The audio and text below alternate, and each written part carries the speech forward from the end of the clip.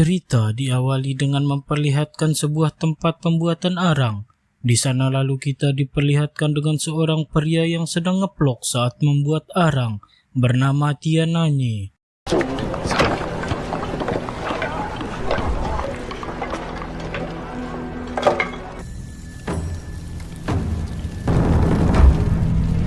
Setelah arang sudah siap, dia lalu memperkenalkan seorang pak tua bernama Zhao Qianxun. Biar lebih gampang kita panggil saja Pak Tua. Scene lalu berpindah di sebuah istana timur. Diceritakan saat tahun ke-7 Taixing Kaisar terdahulu mati, seorang pangeran bernama Pangeran Xi mengubah titah, mendukung putra mahkota yang bernama Yandong, yang merupakan seseorang di bawah umur atau bisa dikatakan anak kecil, untuk naik tahta. Putra mahkota Yang Tian di istana timur lalu mengirim prajurit untuk mengepung Pangeran Xi di kota Liang. Namun Pangeran Xi memerintahkan pasukan untuk membantai warga kota Liang, dan pasukan putra mahkota pun kalah. Pangeran Xi lalu memfitnah putra mahkota istana timur Yang Tian bahwa dia ingin membunuh putra mahkota Yang Dong yang merupakan adiknya sendiri. Sebelum mati, Pangeran Yang Tian memberitahu Pangeran Xi bahwa dia tidak bisa memutuskan keturunannya karena titah waris bukan hanya ada satu.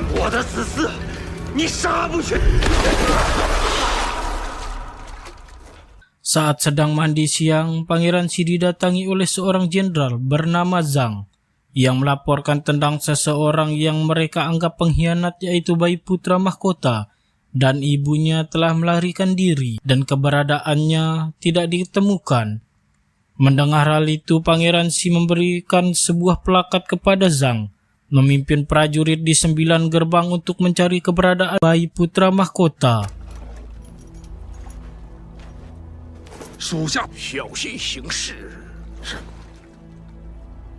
Xin lalu kembali ke Tiananye dan Pak Tua. Dalam perjalanan ke kota membawa arang, di Pavilion Yuanxi, Pak Tua bercerita kala itu putranya masuk militer di tempat itu. Pasukan Modao dari Longxi menjaga perbatasan dan membunuh musuh. Istana kerajaan putra mahkota Yang Dong kini melakukan rapat mengenai para pengkhianat dan para pemberontak yang sudah dibasmi oleh prajurit yang dipimpin oleh Pangeran Xi. Jadi untuk mengenang jasa-jasa para militer pembasmi pemberontak tersebut, Pangeran Yang Dong akan membuat makam pahlawan dan gapura di depan gerbang Jiayang. Demi kesetiaan tiada batas, ucapnya. Mendengar hal itu, salah satu menteri di sana bernama Liu Zong membantah, tidak terima dengan keputusan itu, karena dia mengetahui bahwa sebenarnya pengkhianat negara itu adalah Pangeran Xi. Dia dengan terang-terangan mengatakan bahwa Pangeran Xi mengubah titah pewaris tahta, memfitnah putra mahkota memberontak, menghabisi 200 orang lebih di istana timur. Akibat kelancangannya itu, Pangeran Xi memerintahkan untuk mengeksekusinya.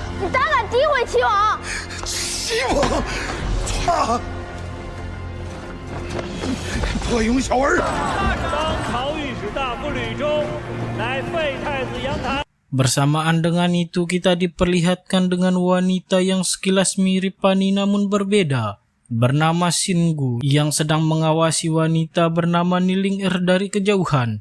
Mengetahui dirinya sedang diawasi, Niling kemudian pergi mencoba untuk bersembunyi dan...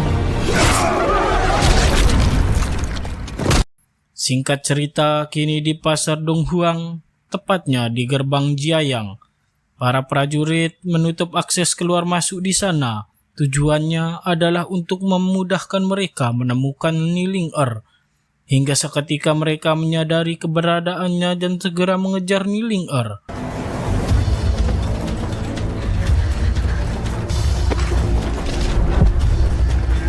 Malam pun tiba. Pak Tua dan Tian Anye saat akan pergi dari tempat istirahat, mereka tiba-tiba didatangi oleh seorang wanita yang merupakan Niling Er. Dia datang dengan membawa putra kecilnya, meminta pertolongan kepada mereka berdua karena kini dia sedang dikejar oleh para prajurit.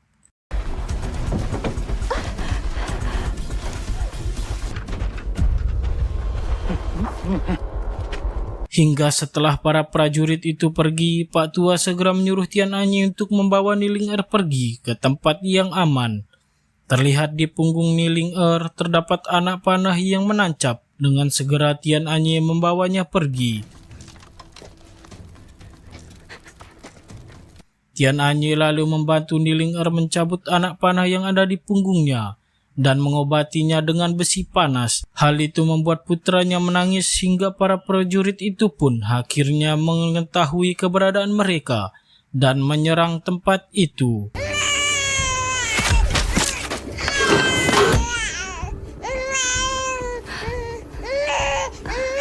Tian Anye yang mengetahui musuhnya mencoba mendekat, dia lalu memakai bara arang untuk dijadikan senjatanya, menggunakan percikan api untuk mengecoh musuhnya.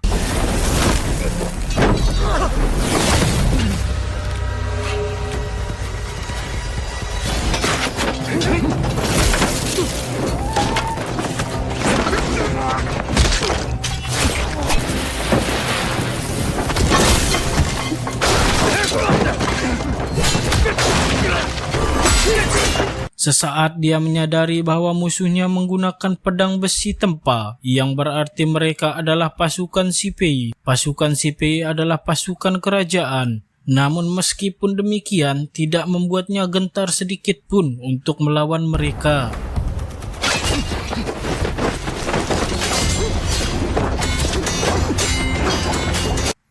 Tak ingin membuang waktu, dia lalu melafalkan sebuah mantra. Dan hanya menggunakan satu kali serangan, prajurit beserta tiang-tiang bambu itu pun langsung makbeng.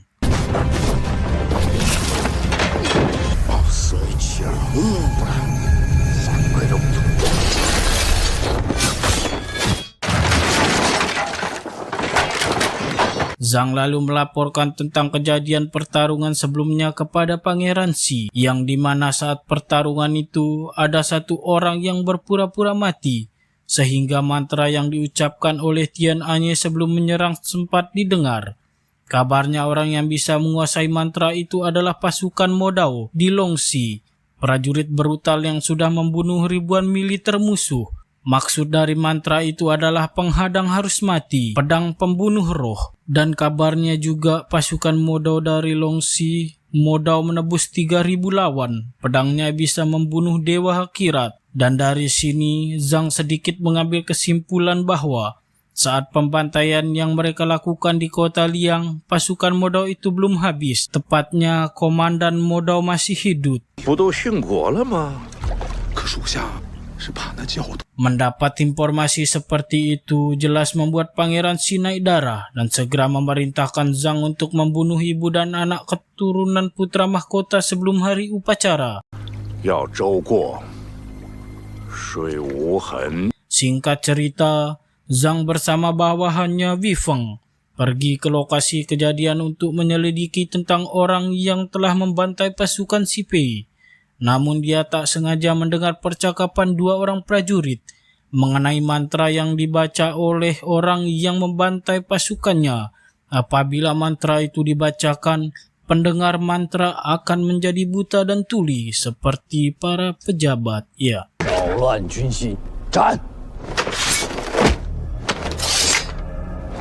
Mereka lalu melanjutkan penyelidikan mengenai sosok pembantai pasukan Sipei.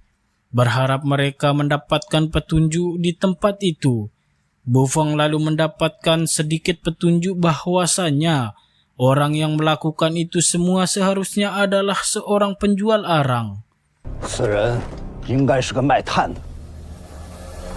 Xin lalu kembali ke Tian Anye dan yang lain. Di sana Pak Tua sedang mengobati bekas luka Niling yang kembali sakit. Sesekali Pak Tua memberitahu Niling tentang ramalannya, tentang bayi tersebut, bahwa kelak dia akan menjadi pejabat yang penuh dengan kejayaan. Pak Tua juga menanyakan tentang ayah dari anak itu yang ternyata sudah mati. Mendengar itu, membuat Pak Tua dan Tian Anyi seketika terkejut. 儿父何在？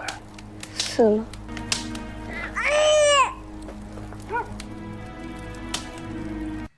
Tian Anyi lalu memberitahu Pak Tua bahwa pasukan CV yang mengejar mereka menyelamatkannya dari pasar sebelumnya sudah memicu masalah bagi mereka berdua. Tian Anyi tak ingin ikut campur urusan ibu dan anak itu. Namun Pak Tua meyakinkan Tian Anyi bahwa anak itu berhubungan erat dengan mereka. 这母子与你无关，与我也无关。 Singkat cerita, pagi pun tiba. Dengan berat hati, Tian Anyi yang tak ingin terlibat masalah pun menyuruh Niling untuk pergi, memberikan sangu makanan dan juga putranya.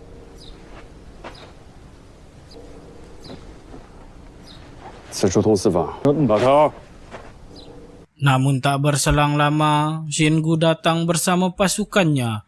Di sana Xingu memperkenalkan diri bahwa dia adalah bawahan lama putra mahkota Istana Timur. Xingu juga memberitahu mereka tentang putra mahkota yang dicelakai oleh Pangeran Xi. 200 lebih orang di Istana Timur mati.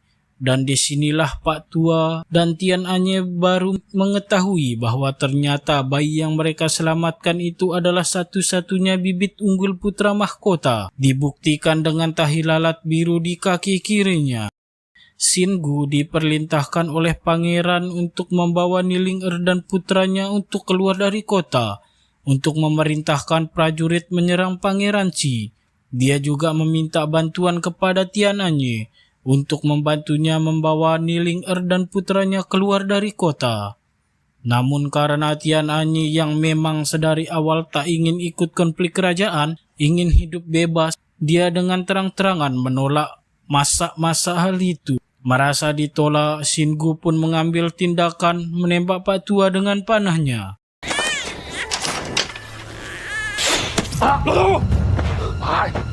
Dan ternyata panah itu tumpul sehingga tidak menyebabkan luka.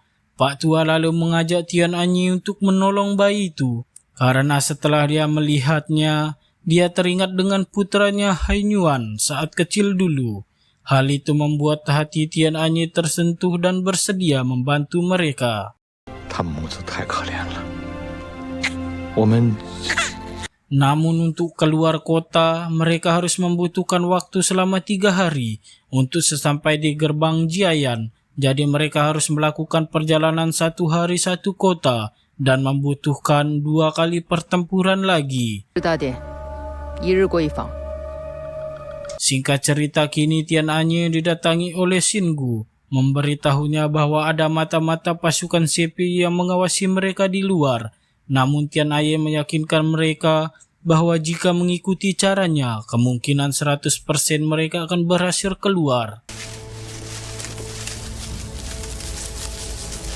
Malam pun tiba. Bu Feng lalu membawa laporan mengenai keberadaan Tian Anyi yang bersembunyi di sebuah penginapan. Tak ingin membuang waktu lama, Bu Feng meminta untuk menyerang, namun tiba-tiba di luar terdengar suara Tian Anyi yang sedang menawarkan arangnya.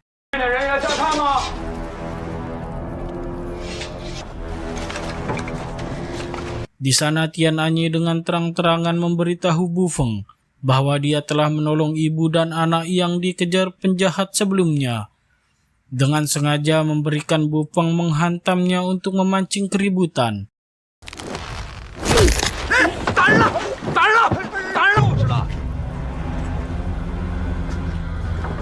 Mendengar keributan, tak lama kemudian Zhang keluar dan memarahi Bu Feng.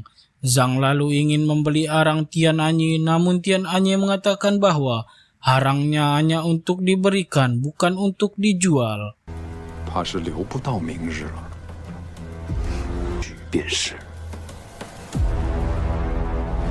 Kini Tian Anye melancarkan aksinya, membakar arang dan menutupnya dengan jerami, membuat seolah-olah terjadi kebakaran untuk memudahkan mereka mengalahkan pasukan Si Fei.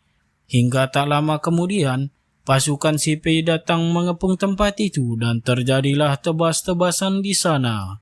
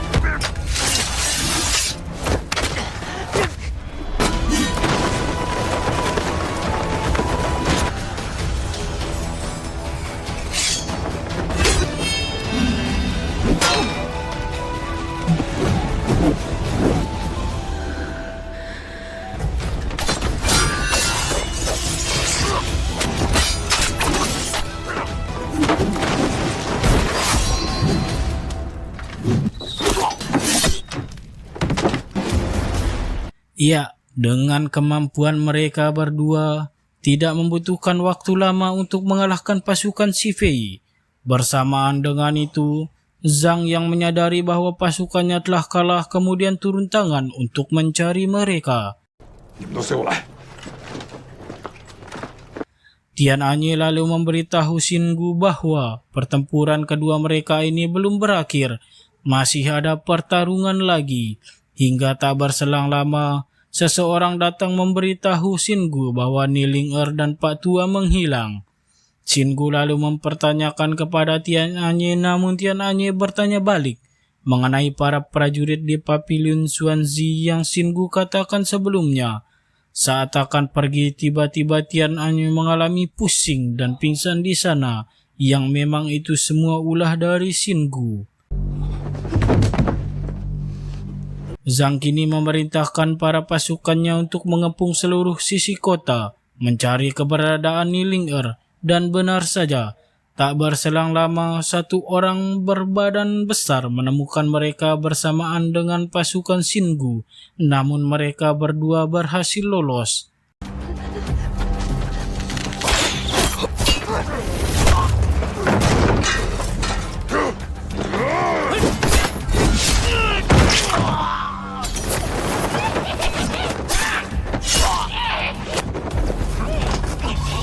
Saat akan menemukan Niling dari kejauhan, terdengar suara Pak Tua yang sedang bernyanyi, memancing para pasukan Si Fei untuk menemuinya, menyelamatkan Niling dan putranya. Hingga tak berselang lama, Bu Feng dan pasukan Si Fei datang menghabisinya, bertanya keberadaan Niling namun dia tidak menjawab sedikit pun pertanyaan itu, meskipun dia disiksa. Hingga tak lama kemudian, datang Zhang dan tak sengaja mendengar bahwa putranya adalah Zhao Haiyuan dari pasukan Modao. Seketika membuatnya teringat saat dulu bahwa dia sempat bertemu dengan Haiyuan di pertempuran, namun dia sudah mati. Kembali ke Tian Anye yang baru tersadar dari pingsannya, bergegas pergi untuk mencari Pak Tua dan Niling Dalam perjalanan dia menemukan bercak darah dan kain dari Niling Hingga tak berselang lama, ternyata Zhang dan para pasukannya sudah menyunggunya dengan menyandra Pak Tua.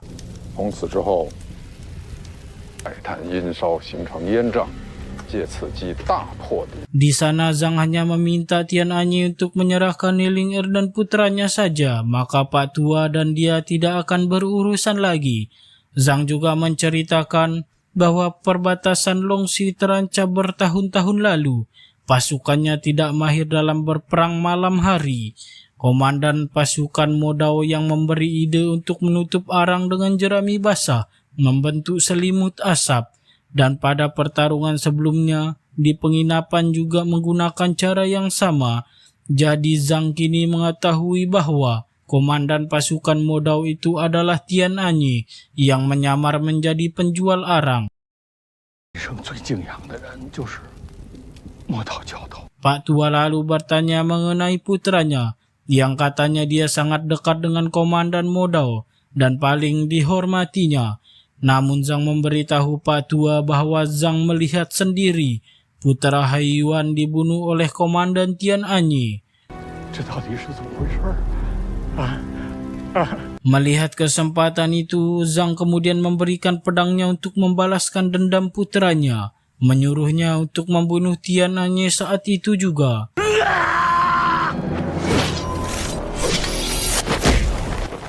Iya, sayang sekali Pak Tua harus tewas di sana. Pesan terakhirnya kepada Tian Anyi adalah menyelamatkan Niling Er dan putranya.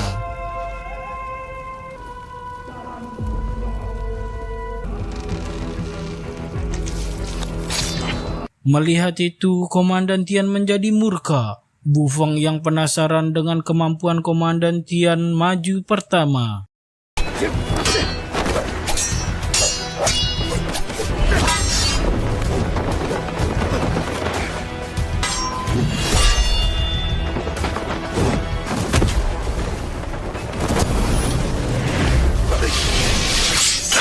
Tak butuh waktu lama, Bu Feng hampir jadi tumbalnya. Untung saja Zhang datang dengan tepat waktu, hingga kini pertarungan antara Zhang dan Komandan Tian akan berlangsung.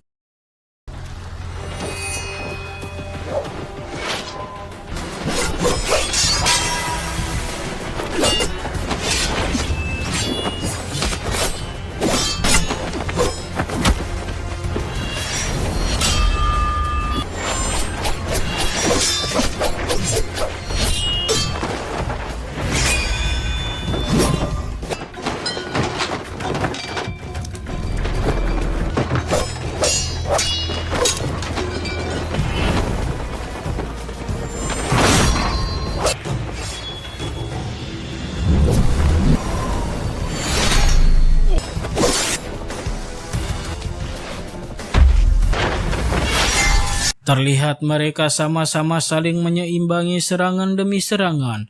Namun pada akhirnya Komandan Tian tiba-tiba kembali melihat bayangan unta hitam. Hal itu membuatnya seketika berhasil dilumpuhkan.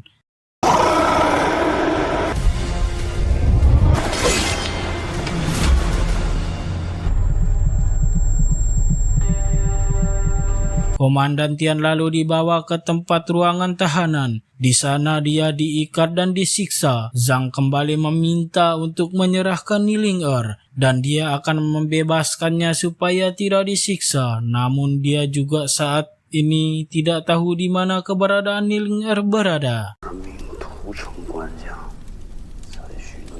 Komandan Tian lalu mengatakan bahwa Zhang dulu hanyalah seorang bawahan mayor di pasukan perbatasan, seorang prajurit kecil. Namun bagaimana dia bisa menjadi jenderal yang menguasai pasukan Sifei? Bu Feng yang terlalu banyak bicara seketika dihajar oleh Zhang.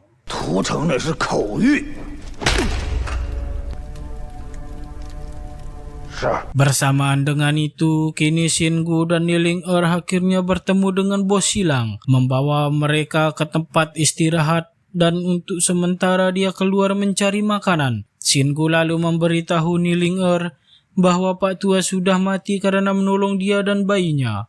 Hingga tak lama kemudian Xinggu mendapatkan informasi tentang Komandan Tian yang sudah ditangkap dibawa ke ruangan tahanan. Niling Er yang sedang memainkan seluring tiba-tiba didatangi oleh seorang pria mabuk yang ingin mengencerotnya dengan mengatakan bahwa Niling Er juga akan menjadi persembahan. Lebih baik dia mencicipinya dulu. Namun belum sempat menyelesaikan misinya, Shingu datang dan menghajarnya. Bersamaan dengan itu di ruangan tahanan, Komandan Tian kini disiksa, disayat, dan kedua tangannya dipaku oleh pasukan CPI yang diperintahkan oleh Zhang.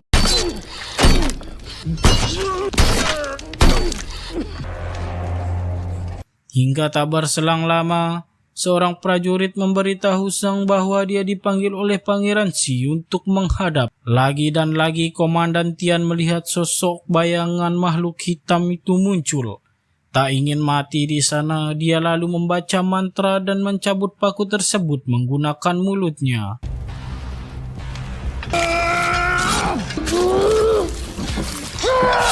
Bermodalkan paku yang digunakan untuk memaku tangannya, dia membantai seluruh penjaga dan pasukan CPI seorang diri meskipun sudah sekarat.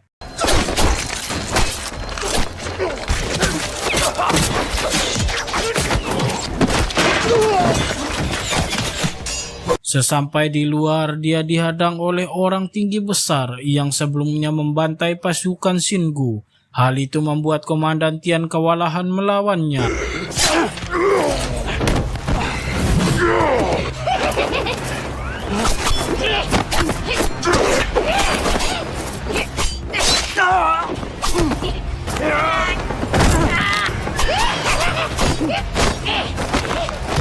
Hingga tak berselang lama, Shingu datang membantunya, sekalian membalaskan dendamnya dan tidak membutuhkan waktu lama mereka berhasil menumbangkannya.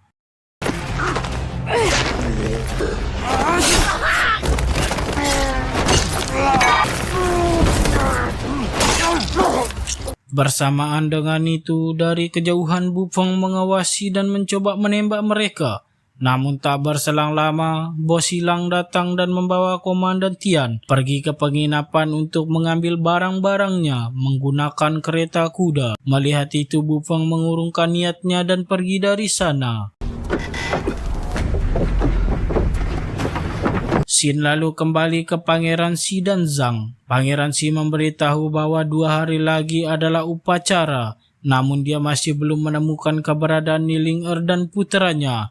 Pangeran Xi juga memberitahu bahwa jabatan Jenderal Pengawal Kekaisaran sudah lama kosong. Mendengar hal itu jelas membuat Zhang bersemangat. Namun tiba-tiba Bu Feng datang dan memberikan informasi tentang Komandan Tian yang kabur dan membantai semuanya. Dia juga bersedia membantu untuk menangkap Komandan Tian dan membunuh Niling'er dan putranya. Mendengar hal itu, Bu Feng lalu dipilih menjadi pemimpin pasukan CPI. Dan Zhang terpaksa melepaskan plakat kepemimpinan untuk diberikan kepada Bu Feng. Terlihat Bu Feng sangat senang sekali, akhirnya giginya yang copot bisa terbayarkan.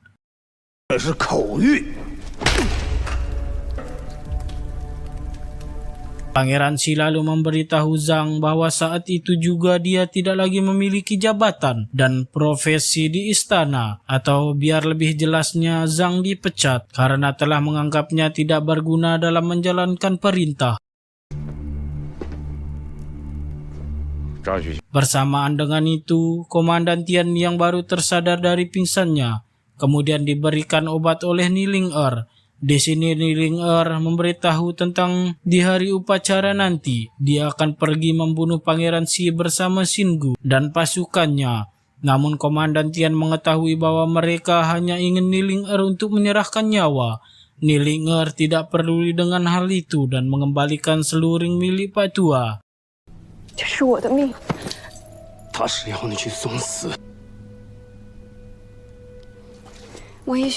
Shingu lalu menjelaskan kepada Komandan Tian bahwa dia ingin membunuh Pangeran Xi adalah dikarenakan dia merupakan anak dari Pangeran Xi.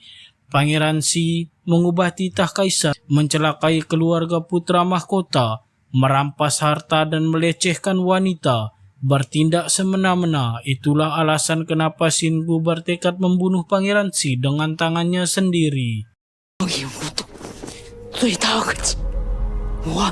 Bung Feng yang kini dengan jabatan barunya memimpin pasukan CPI untuk menggeledah seluruh tempat di kota. Mencari keberadaan Nilinger dan putranya, berharap mereka menemukannya saat itu juga dan membunuhnya. 现在由我节制刺匪军。 Xin lalu kembali ke Komandan Tian, memperlihatkan dia membuka sebuah kotak yang berisi dengan baju perang yang sudah dia simpan selama ini.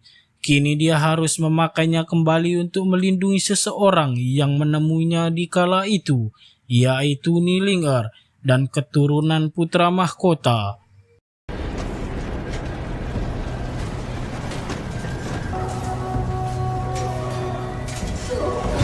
Untuk memaksimalkan urat-urat sendi dan pergelangannya supaya tidak keseleo saat pertarungan nanti, dia lalu melakukan pemanasan. Karena telah sekian lama dia tidak menggunakan pedangnya yang begitu besar, panjang, dan berurat.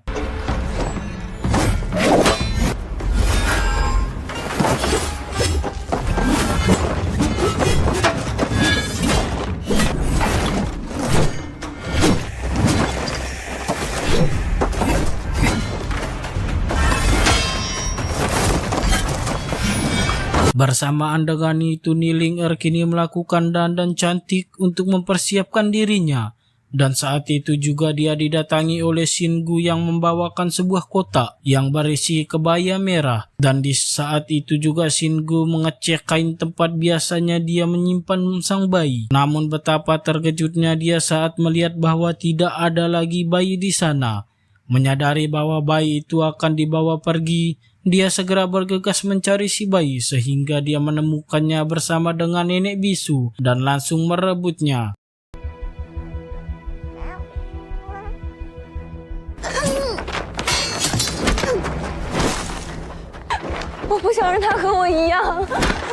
Hingga tak berselang lama, sang pahlawan kita pun datang dengan memakai baju zirah perang dan pedang pemetik sawit, merebut si bayi kembali dan memberikannya kepada induknya. Mencoba menghalangi Xinggu untuk merebut si bayi kembali hingga terjadi tebas-tebasan singkat.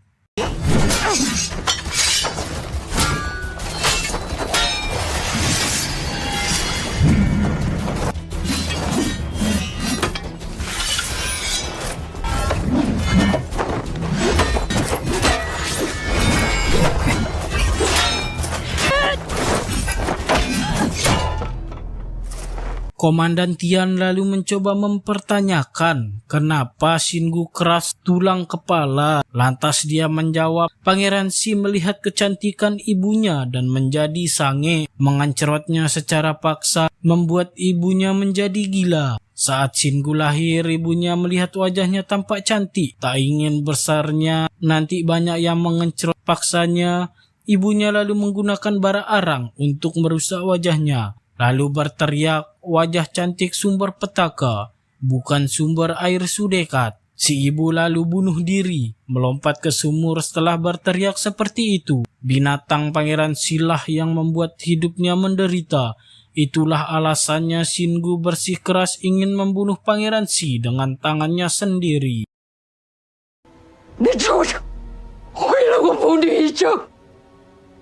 Hingga setelah selesai bercerita, dia mencoba menyerang Komandan Tian dengan jarum biusnya, namun serangan itu berhasil dikembalikan, jadinya senjata makan tuan.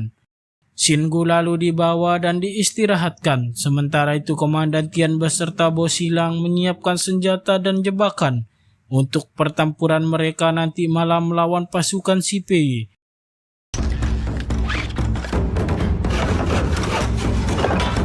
Bersamaan dengan itu, Bufong membawa pasukan Sipei untuk menyerang rumah tempat Komandan Tian berada, dikarenakan ada seorang prajurit yang memberikan informasi tentang keberadaan mereka. Singkat cerita, malam pun tiba. Kita lalu diperlihatkan dengan Komandan Tian yang sudah menggunakan baju perangnya. Dia lalu menyuruh bos silang untuk pergi saja karena sangat berbahaya, mengingat pertarungan kali ini bersangkutan dengan nyawa mereka.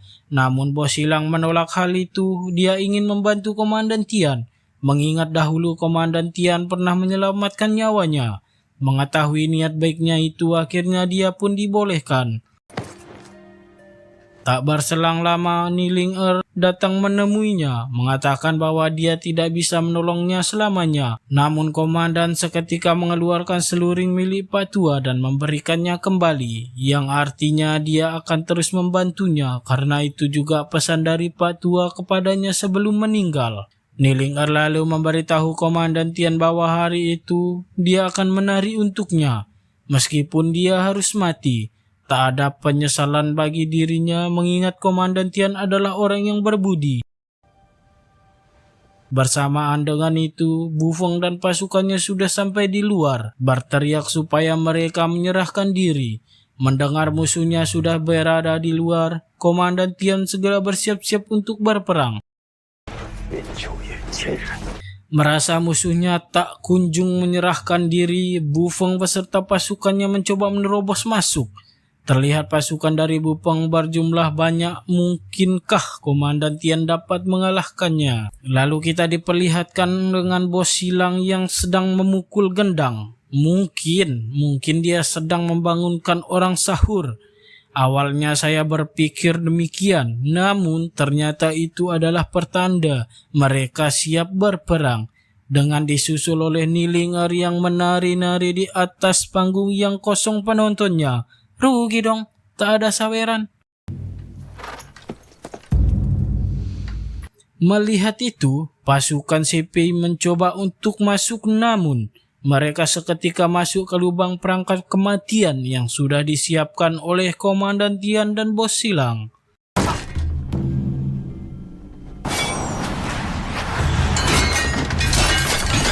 Melihat itu, Bung Feng langsung memerintahkan pasukannya untuk menyerang Komandan Tian hingga terjadi pertarungan tebas-tebasan.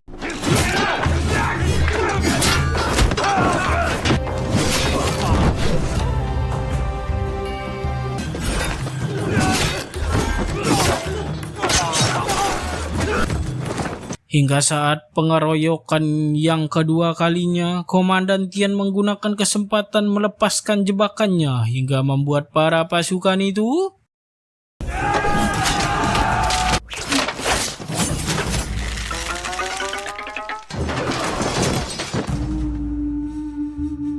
ya, tepat sekali. Tak lama kemudian Xingu baru tersadar dari pingsannya mencoba membantu Niling untuk melindunginya dari anak panah.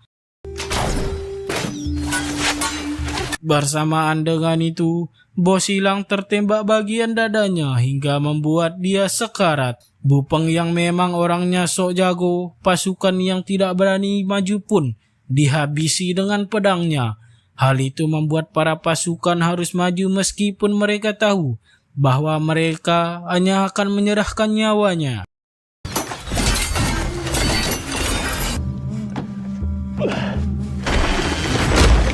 Disinilah salah satu jebakan mereka mengalami masalah, tidak berfungsi dengan yang sudah diperkirakan. Melihat itu, bos silang tidak tinggal diam. Dia segera masuk untuk memperbaikinya. Bersamaan dengan itu, Xingu tertembak oleh panah.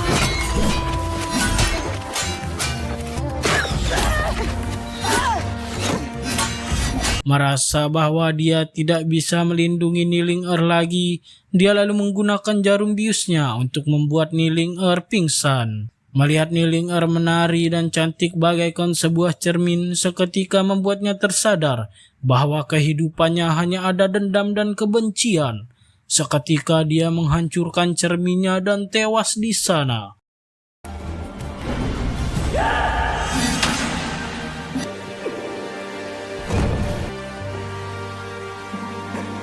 Xin lalu berpindah ke bos silang, menyalakan api, mengorbankan dirinya untuk Komandan Tian, meledakkan tempat para pasukan yang masih di dalam jebakan.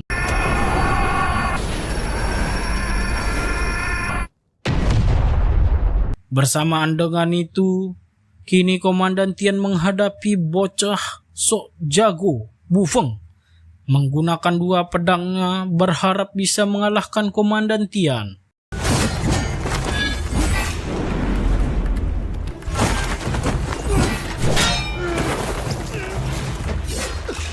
Namun baru saja pertarungan dimulai, si bangsat sudah mau melarikan diri.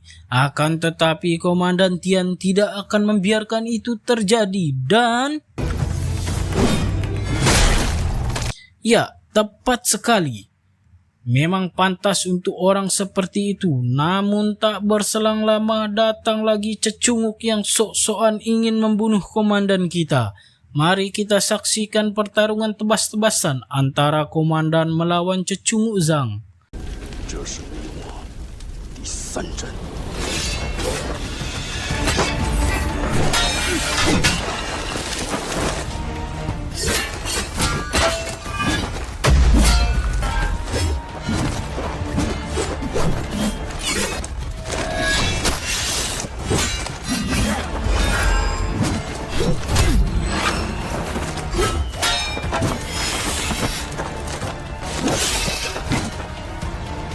Di awal pertarungan saja si cecunguk ini sudah kerepotan. Mungkin saja dia belum mengeluarkan kodamnya. Komandan Tian lalu membacakan mantranya, mengkombinasikannya dengan pedang modau untuk menyerang.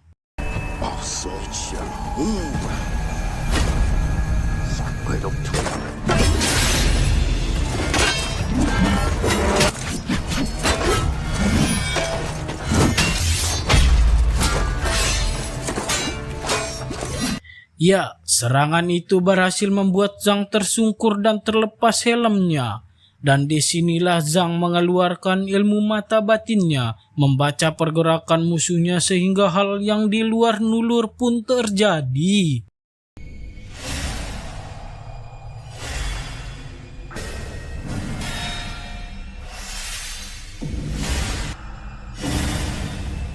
Iya, Komandan Tian pun akhirnya berhasil ditumbangkan dengan begitu mudah.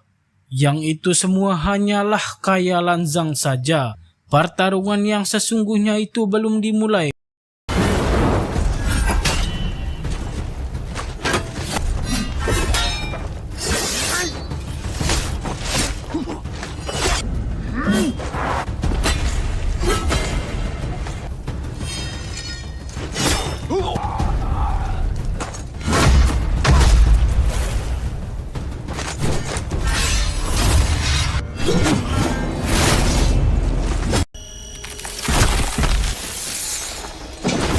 Ya, tepat sekali. Kepala Zhang terpisah dari tubuhnya. Singkat cerita, Pangeran Si yang duduk santai dibuat terkejut saat melihat Komandan Tian datang ke kamarnya.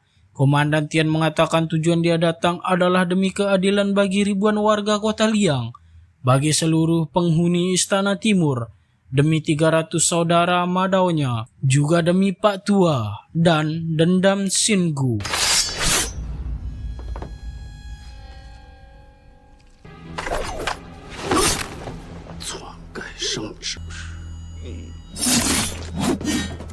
Tanpa ada perlawanan sedikit pun, akhirnya dendam semua orang sudah terbalaskan oleh satu orang. Cerita lalu diakhiri dengan memperlihatkan Komandan Tian membawa Nelinger dan putranya keluar dari kota. Dan disinilah mereka baru menyadari bahwa titah yang mereka cari selama ini berada di balik tubuh si bayi. Dan cerot.